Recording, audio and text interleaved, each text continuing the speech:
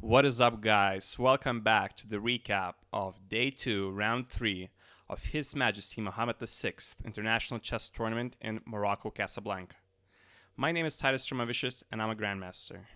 This event finished about a month ago, and I'm doing a recap because A, I played against the former world number 2 player in this event, and B, I had one of my best events ever, and I wanted to cover and share my experiences and games with you from the event.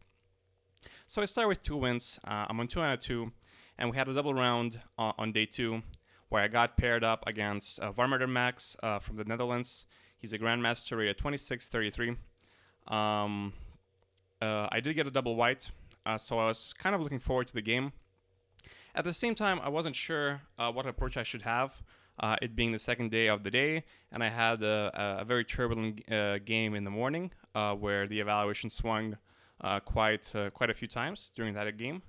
But I also felt like my opponent would be maybe more optimistic than a lot of his players in his rating range, where he would sort of go all out potentially for a win with black, even though, yeah, he's black, but he is 100 points higher rated than me. And he's, in fact, the highest rated player I've covered in this channel so far. Definitely, don't get to play this type of a caliber of player every day. So I was expecting him to play either sort of a Queen's Indian setup. If I play d4, I thought he might go for a solid approach, with some knight of 6e6, and then potentially play, b6 or d5, transposing to the normal lines, sort of, some of the main approaches as black this day. But I felt like he might be optimistic because he's been having some good events recently, and he's been, gaining a lot of rating points in the last events. So I thought he also might go for a King's Indian. And this was in the brief time that I had, which was about maybe an hour and a half. This was definitely the line I looked at most. And I decided that I don't really know that much King's Indian theory in this move order, because I usually try to play c4 and move 2 if I can against King's Indian players, to try and get some lines with the knight not being on f3, so I could play for a potentially bishop e2 and an h4 expansion. Those are the lines I usually prefer against the King's Indian, but my sort of current opening repertoire doesn't really allow that all that much. And I just decided to play my knight bd2 line, which is a specialty of a friend of mine. He used to play it against me in the perk, this knight bd2 line. And I think that's definitely not the most ambitious approach for white, but there's definitely sort of a lot of backbone to it, so to speak. Because my opponent, usually, if he's a King's Indian player, he will not want to play d5.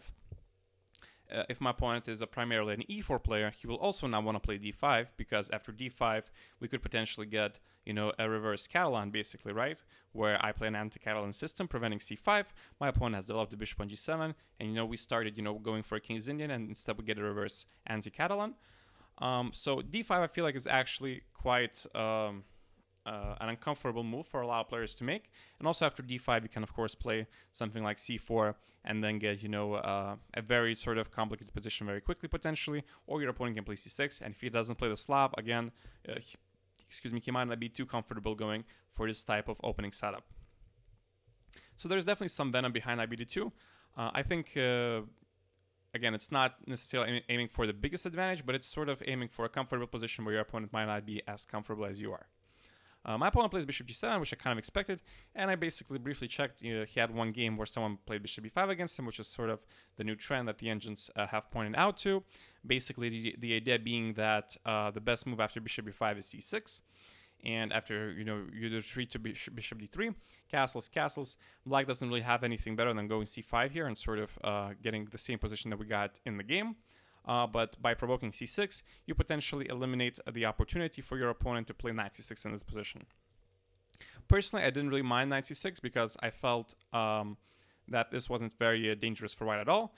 And I was going to play maybe rook e1 or maybe a4. And then, after e5, let's say I would just probably take and retain a symmetrical structure after my opponent takes with the knight or the pawn, where white is probably slightly better because this bishop is kind of locked in behind the pawn.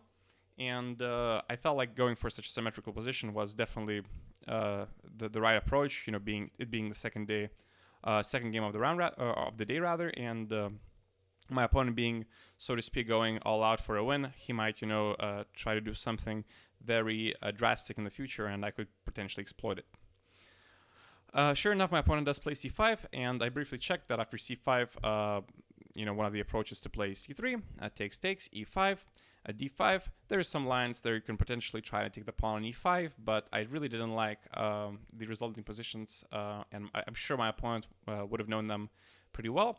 So I decided to play d5, which I think is more optimistic anyway. And after a5, I looked at this idea of playing, just fixing immediately with a4.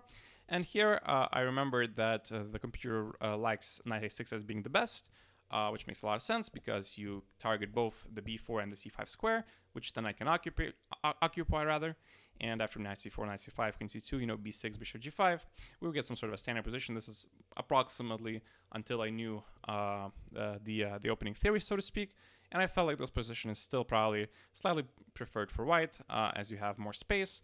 f5 isn't coming anytime soon. You're developed a little bit better, I would say, and also you have sort of very easy play with rook fc1, bishop f1, and then potentially maybe knight d2, strengthening the center, potentially maybe even trading your dark square bishop, and again, just playing against sort of this quote-unquote bad bishop on g7. That was my idea.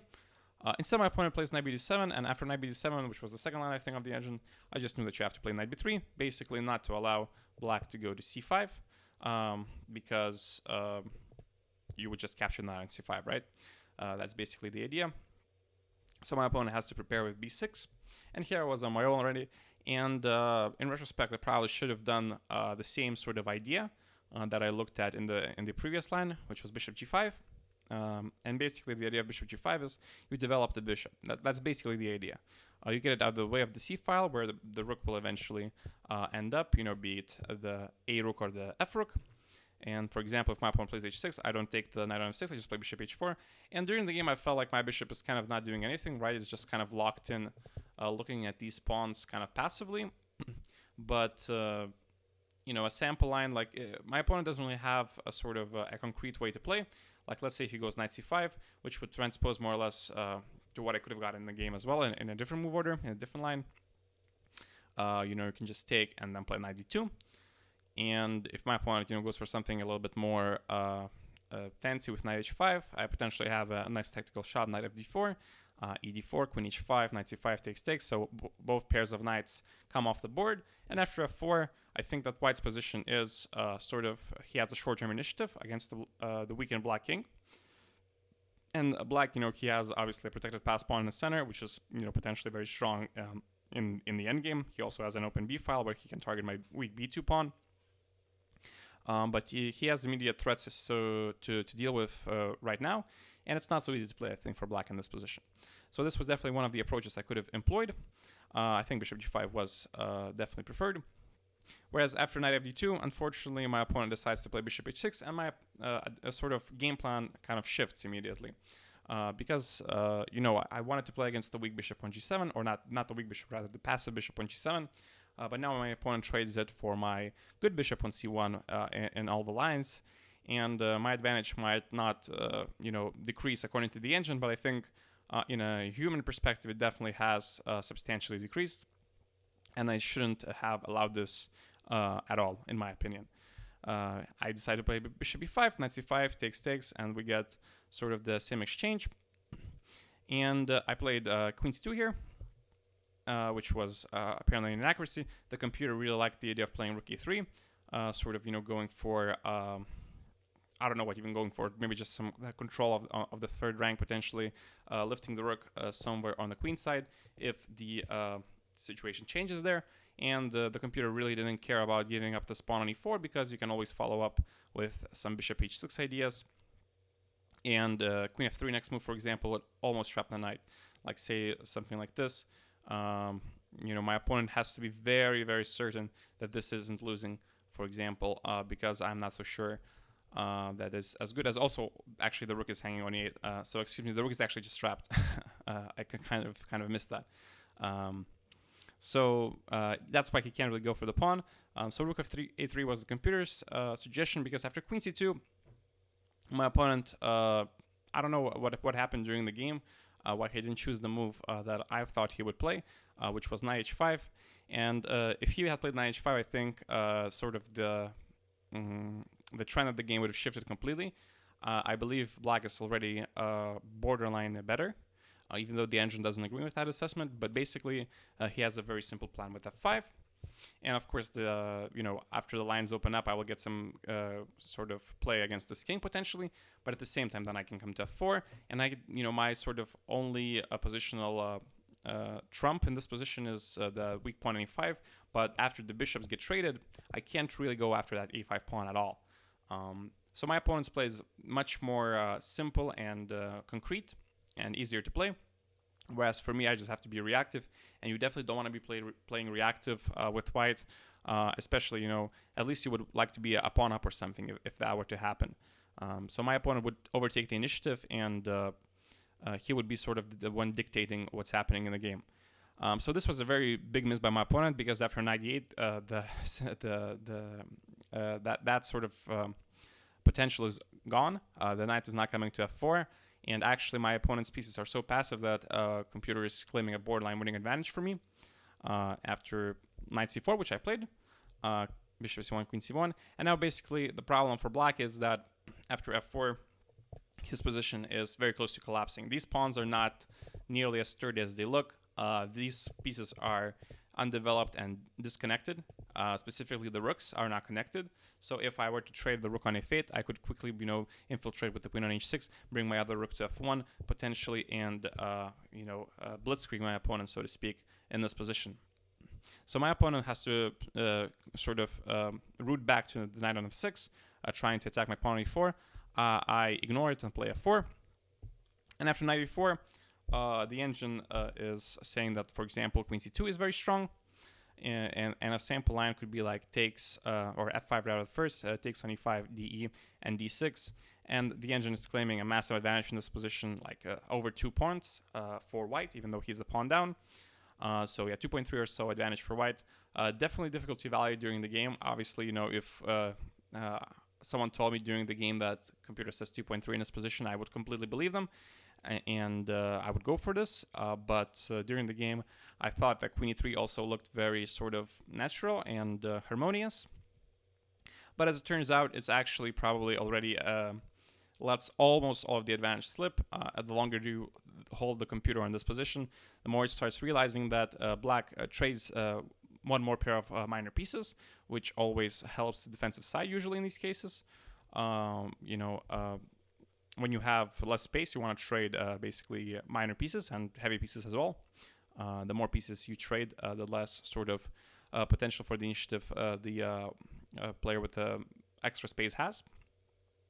And here I also play an inaccuracy, which is bishop c6.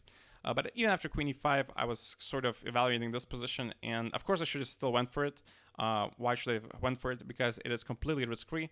Even, for example, something really terrible happens where I somehow lose both of my pawns, and my opponent, in response loses these 2 pawns. This 2 against 3 is very easily defendable in the rook endgame, and it's a little bit more tricky maybe in the queen ending, but should still be a fairly comfortable draw if I don't blunder in one move. So this was definitely a way to go for, because after bishop c6, which I thought was a clever intermediate move, sort of, also asking my opponent where he wants to play. My opponent plays rook b8, which is a bit of an inaccuracy, but rook e6 would sort of immediately solve all of his problems with the idea of being bishop d7, and then in the long run bringing the rook to d6, completely blocking my passed pawn and not letting it move forward. In the other line, at least my pawn would be on d6, and it would also have free reign to get to d7. And a pawn on 7 rank is always a big sort of strength, because it's one move from promoting, and your opponent can't really be lackadaisical about it and has to respond and always keep an eye on that square on d8 and not let it promote. But rook b8 doesn't really spoil anything. Again, the longer you hold the engine running in this position, at first it shows an advantage for white, but it quickly sort of changes its evaluation. And last important move is rook e d8. If my opponent were to play rook c d8, then of course d takes c6. I would be able to collect the pawn on c5, have a strong passer on c6, and potentially win the game. But after rook d8, unfortunately, I can't do any of that because my opponent is not obligated to take on c6. He can play rook b8, and he again sort of establishes a blockade on a pawn that's only on d5. And rook 1 c5 is also a bit of an inaccuracy. I should have taken with the other rook. Excuse me. Just because then I could defend the pawn on c2 next move. For example, if my opponent plays what he played in the game king g7, I could at least defend rook c2. But instead, after rook 1 c5, he plays king g7. And after rook f5, I decided to offer my opponent a draw, as we just passed the 30 move Sophia rule, which forbids draw offers. And my opponent accepts. So definitely some spoiled chances. I would say I definitely mishandled the early middle game. I think this knight fd2 move, again, maybe not a big mistake according to the engine, but from a human approach, was definitely not the right move, as it allowed my opponent to trade his worst piece in the long run with bishop h6. Then my opponent had, I would say, a very big chance to sort of change the course of the game with knight h5. And I definitely wasn't looking at the prospects very optimistically from this position. And then after knight e8 and knight c4, I probably had a winning advantage, but I had to spot, queen c2 ideas, basically to sack a pawn and just rely on my passed pawn on d6. And this position would have been, again, better for a couple of reasons than the other positions with the pawn on d6, namely that there is an extra pair of minor pieces rather on the board, and also my opponent's king isn't as safe because he already pushed f5. So definitely some missed chances from my end, but at the same time, a draw is not a disaster against such a strong opponent. So I start with 2.5 out of 3, and game 4 was in the morning the next day. And thanks everyone for watching, and I'll see you in the recap of game 4.